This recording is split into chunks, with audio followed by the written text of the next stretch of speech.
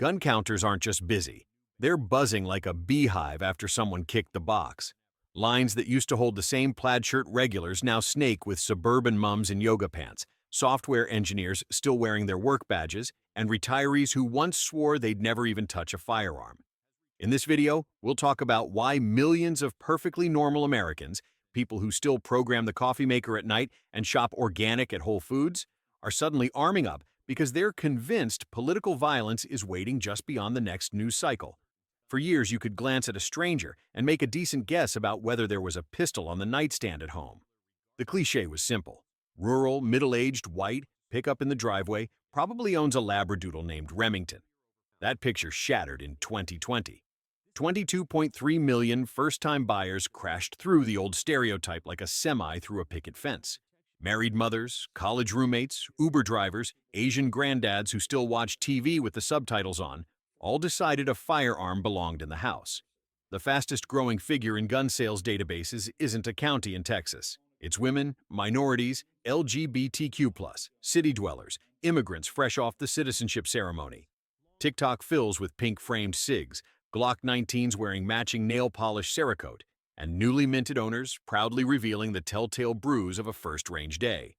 Even the crusty gun store guy who once refused to stock anything with pastel furniture now sells teal pocket pistols and Turkish 12 gauges to grandmothers who learned the phrase dry fire last week. The sales stampede didn't stop after the 2020 pandemic panic either. Last year, Americans bought 15.3 million firearms, which on its own would be enough to outfit the entire active duty personnel of the 10 largest armies on Earth, twice. 1 in 4 of those purchases went to someone who had never filled out a 4473 before. That means about 3.9 million rookies in a single calendar year. The 3 previous years averaged a tenth of buyers coming in cold. Overnight, the share jumped to a quarter. Something flipped. It wasn't just toilet paper hoarding or stimulus checks burning holes in wallets. It was anxiety. Inflation hammered grocery budgets, corporate layoffs turned LinkedIn feeds into virtual funeral parades, nightly protest reels painted downtown blocks as free-for-all combat zones. When campus occupations turned violent, parents in the suburbs didn't wait to see if the mob would spill over.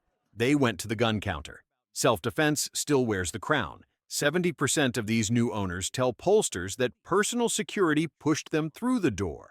That's nearly 15.5 million brand new customers for holster companies, CCW instructors, and YouTube channels, explaining why limp wristing causes stovepipes. Viral videos of daylight carjackings, doorbell cams catching armed burglars prying into sliding glass doors, and live-streamed convenience store stick-ups convinced average folks the cavalry might not arrive in time. Small, optics-ready micro-compacts like the P365 and Hellcat fly off shelves because they disappear into leggings and business-casual waistbands. Red dot classes once filled with bearded gearheads now feature soccer mums experimentally racking the slide 3 rows back. Add in the fallout from defund the police, budget-slash departments publicly begging residents to file reports online, and the message is loud: protect yourself because nobody else will shoulder that responsibility. Yet self-defense alone doesn't explain the velocity of sales. 24% of first-timers, more than 5 million since 2020 and roughly a million last year, say they fear political violence. That statistic ought to jolt anyone still clinging to the idea America's rancor is just talk radio theatrics. People aren't merely doom-scrolling. They're trading hard-earned dollars for cold steel and brass because they think the next protest could crawl up their street, crash through their windshield, or march a mob straight across their lawn. January 6th footage loops on cable news. Portland courthouse clashes loop on alternative media, and both sides broadcast the impression that the Republic is 1/2 inch away from spontaneous combustion.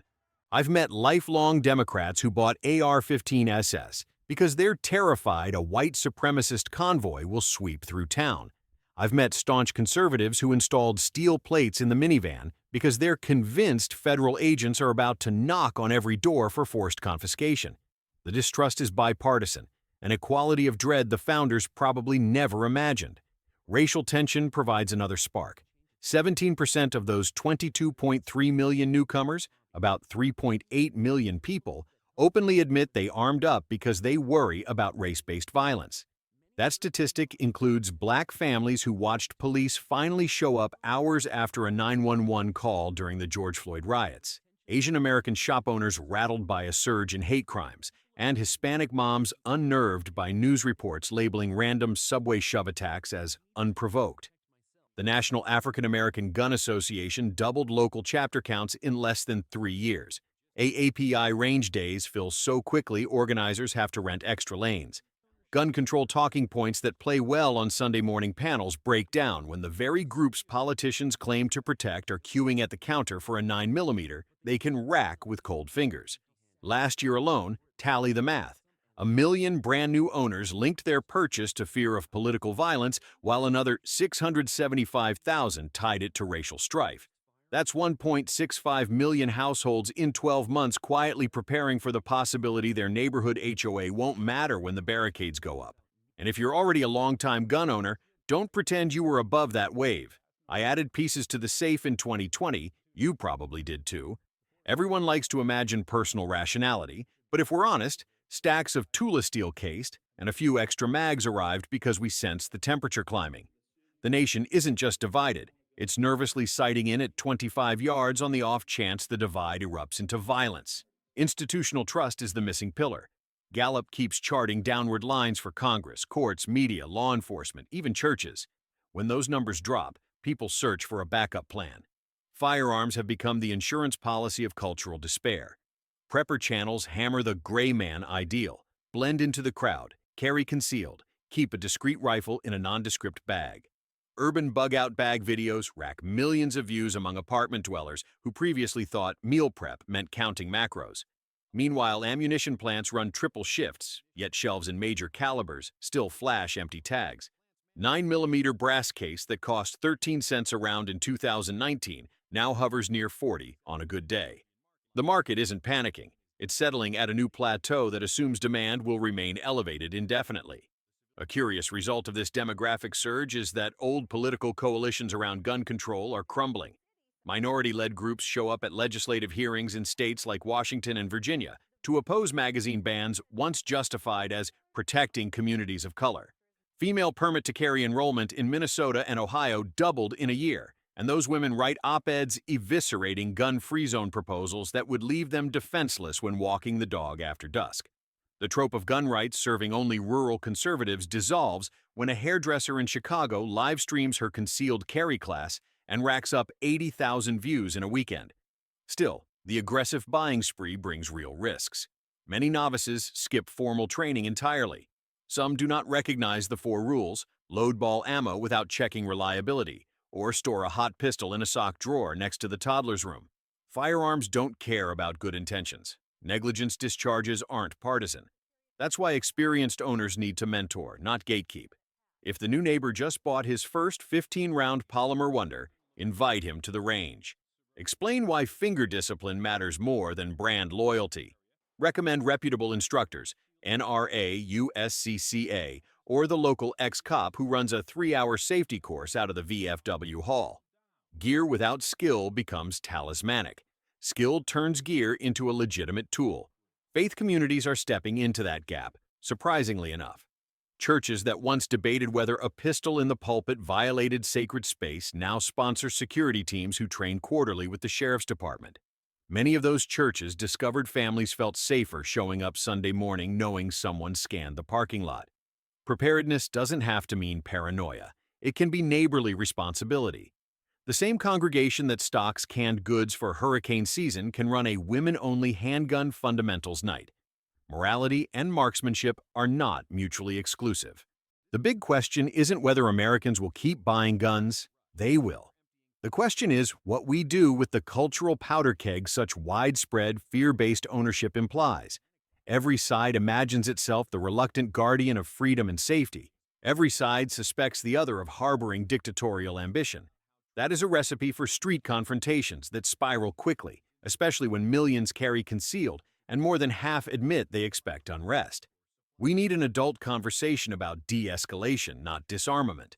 Telling worried citizens to hand over lifelines while crime numbers tick upward is like ordering passengers to rip off life vests because the captain promises calm seas ahead. They don't believe the captain anymore, and frankly, The captain hasn't inspired confidence.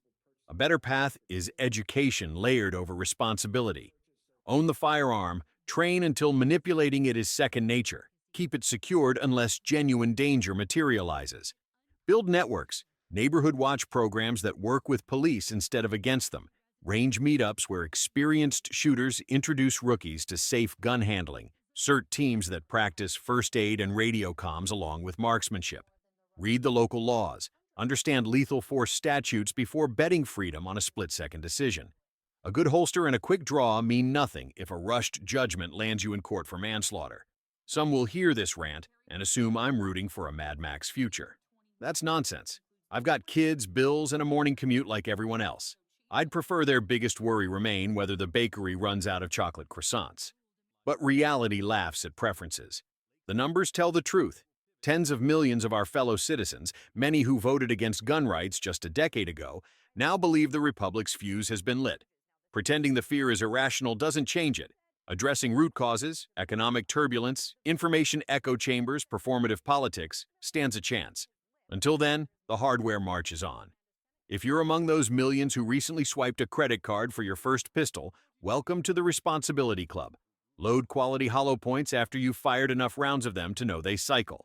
Lock the slide back and visually inspect the chamber every time you set the weapon down.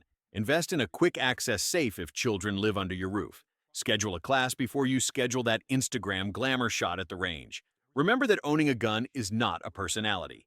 It's a liability you agree to manage with maturity. For the seasoned owners nodding along, consider offering mentorship rather than memes mocking grip mistakes. Show a new shooter how to zero an optic at 15 yards for defensive work. Explain why lube matters on a carry gun that sits inside a waistband collecting lint and sweat. Share a box of range ammo when the rookie's credit card statement still stings from the purchase.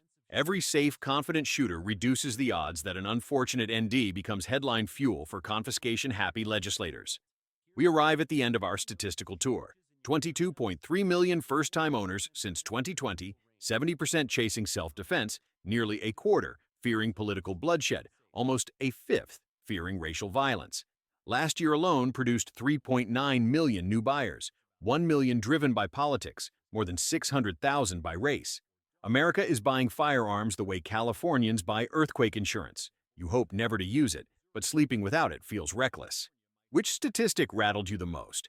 Were you surprised that left-leaning city dwellers are queuing for concealed carry permits, or that ammunition still triples pre-pandemic prices yet flies off the shelf anyway? Drop your thoughts in the comments, debate respectfully, maybe share a story of your own first purchase. Smash that like button if this rant hit home, share it with the friend who still thinks nobody needs more than a rolling pin for defense, and subscribe so you don't miss the next episode. We'll be digging into the quiet ammunition shortage forming in the background. Imports strangled, lead smelters shuttered, regulations poised to throttle supply.